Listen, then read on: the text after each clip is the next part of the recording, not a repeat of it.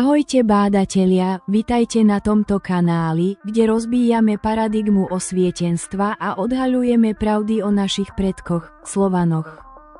Dnes sa budeme zaoberať autorom, ktorý najlepšie opisuje Slovanov.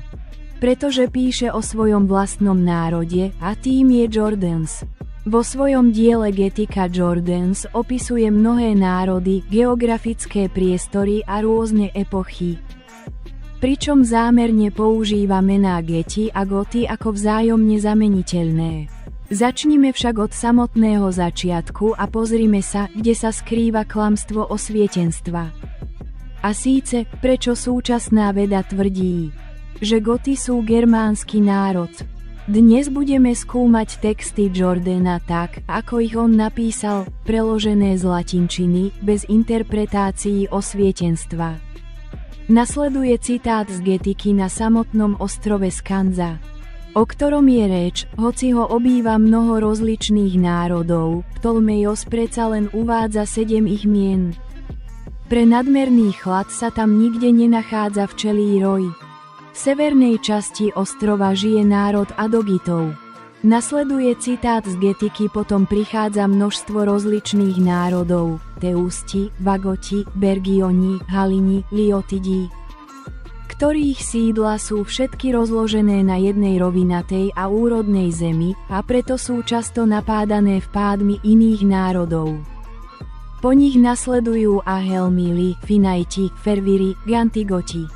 Nasleduje komentár v týchto dvoch citátoch. Je jasne vidieť, že Jordaens nám najprv oznamuje 7 kmeňov, ktoré podľa jeho slov Ptolmejos uvádza ako obyvateľov samotného ostrova Skanza. Potom text prechádza k vymenúvaniu ďalších národov, ktoré tiež obývajú ostrov Skanza. A teraz Jordaens začína vymenúvať iné národy, nachádzajúce sa mimo ostrova. Nasleduje citát z Getiky: existujú aj iní, nachádzajúci sa mimo nich, Ostrogóti, Raumarici, Aernagarici, Fíni, najmiernejší zo všetkých obyvateľov Skanci, ako aj ich príbuzní Vineviloti, Suetidi.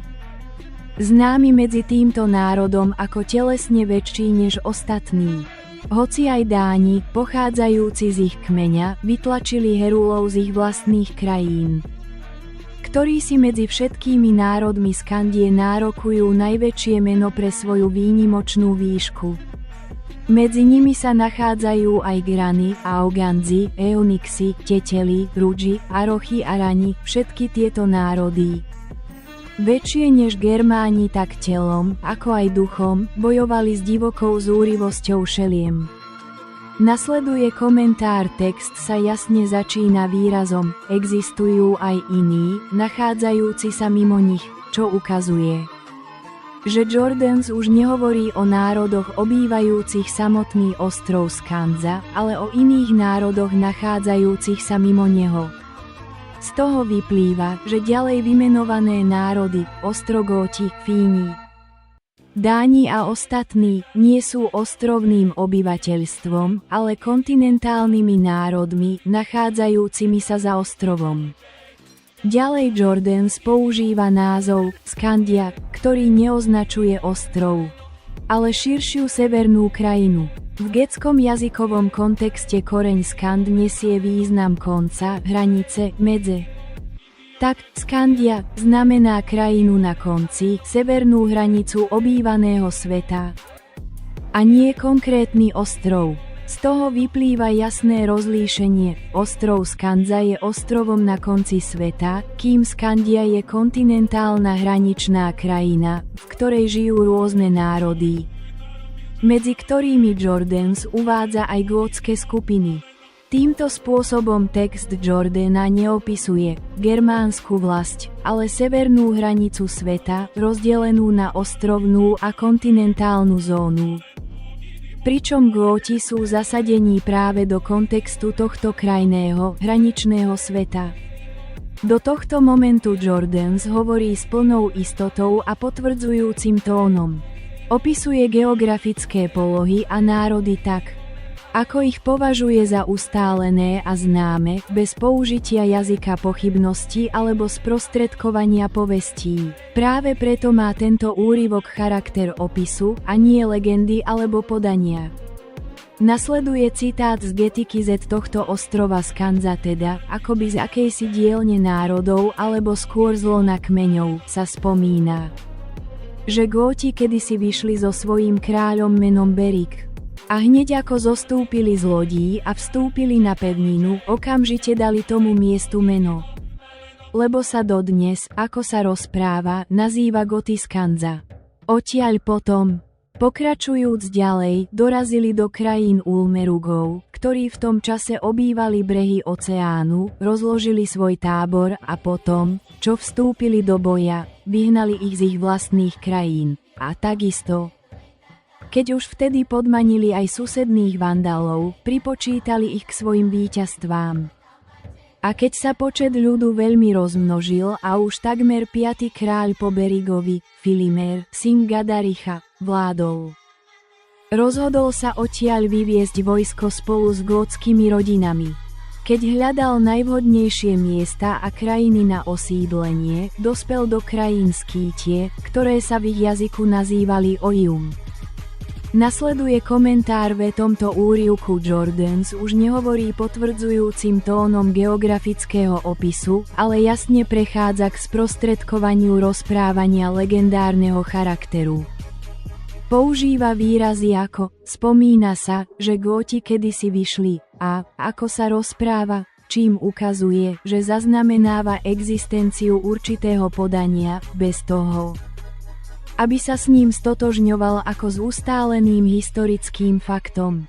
Týmto spôsobom Jordanes jasne vyznačuje hranicu medzi istým poznaním a rozprávačskou tradíciou. Keď podanie o mytickom kráľovi Berigovi sprostredkúva práve ako legendu, potom rozprávanie prechádza k osídleniu v Goty Skanzi a k realistickejšiemu opisu vývoja národa. Keď počet obyvateľstva narastie, jedna časť Gótov, vedená kráľom Filimerom, opúšťa pôvodné krajiny a vydáva sa hľadať nové miesto na osídlenie. Z tohto úryvku je zrejmé, že Góti majú vytvorenú kráľovskú moc a kult hrdinského vodcu, ako aj ustálený zvyk, že pri náraste obyvateľstva sa časť národa oddeľuje a zakladá nové kráľovstvo. Tento model je charakteristický pre starú trácko-pelágijskú tradíciu, v ktorej má kráľovská moc sakrálny charakter a rozširovanie národa prebieha oddelením nových skupín pod vedením členov vládnuceho rodu. Archeologické údaje podporujú rozprávanie Jordana o tomto pohybe. V oblasti okolo riek Visly a Odry sú doložené pohreby s koňmi, konským postrojom a zbraňami už od 1200 rokov predi Krista, prvky typické pre jazdecké a bojovnícke kultúry. Z rozprávania je tiež zrejmé, že sa nevysťahoval celý národ. Jedna časť opúšťa staré krajiny, druhá zostáva. Je úplne logické prijať, že práve táto zostávajúca časť stojí pri zrode neskorších miestnych národov, medzi ktorými aj dnešné slovanské spoločenstvá. Nasleduje citát z Getiky. Tá časť Gótov, o ktorej sa hovorí, že za Filimera prekročila rieku a usadila sa v krajinách Ojumu, ovládla želanú zem. Bez meškania hneď dorazili k národu Spalov a potom, čo vstúpili do boja, dosiahli víťazstvo a odtiaľ ďalej, už ako víťazi, sa vrhli k najkrajnejšej časti Skýtie, ktorá sa nachádza blízko Pontského mora. Týmto spôsobom sa to takmer ako historické rozprávanie uchováva v ich starobilých piesňach, ktoré sa spievajú spoločne. A to najspoľahlivejšie potvrdzuje aj Ablavius, slávny opisovateľ gótskeho národa, vo svojom diele. S týmto názorom sa zhodli aj niektorí z dávnych autorov. Jozef, najspoľahlivejší kronikár, ktorý všade dodržiava pravidlo pravdy a sleduje pôvod udalostí od samého začiatku, zdieľa rovnaký pohľad. Prečo však vynechal tie začiatky gótskeho národa, o ktorých sme hovorili, nevieme. Spomína len Magoga ako ich praotca a tvrdí, že boli nazývaní Skýtmi tak podľa národnosti, ako aj podľa mena. Skôr než prejdeme k inému výkladu, je potrebné najprv predstaviť hranice týchto krajín. Tak ako sa rozprestierajú. Nasleduje komentár v tomto citáte. Jordans ukazuje, že severné gétske skupiny sa opäť vracajú smerom k Balkánu. To je úplne normálne správanie pre hrdinskú kultúru. Jordans rozpráva, ako tieto skupiny bojom nachádzajú svoje miesto a usádzajú sa blízko Čierneho mora. Výslovne hovorí, že ide o podanie a potom dodáva, že Jozef, ktorého označuje za najspoľahlivejšieho kronikára, zdôrazňuje, že hovorí pravdu a zdieľa rovnaký názor. Zároveň Jordans poznamenáva, že Jozef vynechal začiatky rozprávania o rokoch z ostrova Skanza a že Fláviovo rozprávanie začína od Magoga, predstaveného ako ich praotca, pričom sa tvrdí, že boli nazývaní Skýtmi. Práve Skýti sú starým menom Slovanov. Preto v nasledujúcom úryvku Jordans prechádza k opisu týchto krajín, aby ukázal, kde sa rozprestierajú a kde Slovania žijú už od dávnych čias.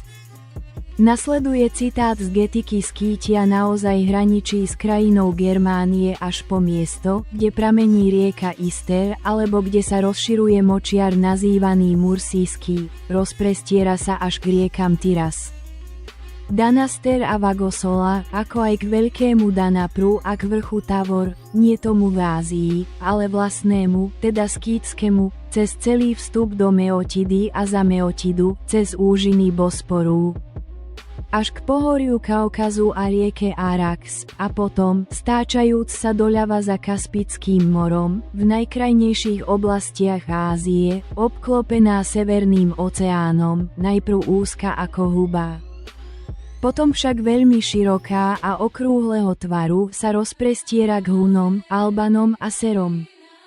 Táto, hovorím, vlasť, teda Skýtia, ktorá sa tiahne ďaleko a široko sa otvára, má na východe Serov, ktorí už na samom jej začiatku obývajú breh Kaspického mora, na západe Germánov a rieku Vislu, na severe, teda v arktickej oblasti, je obklopená oceánom, na juhu Perziou, Albániou, Iberiou, Pontom a krajným korytom Istra, ktorý sa nazýva Dunaj, od jeho ústia až po prameň. Nasleduje komentár v tomto úryvku. Jordans jasne oddeľuje germánske kmene od ostatných kmeňov na východe.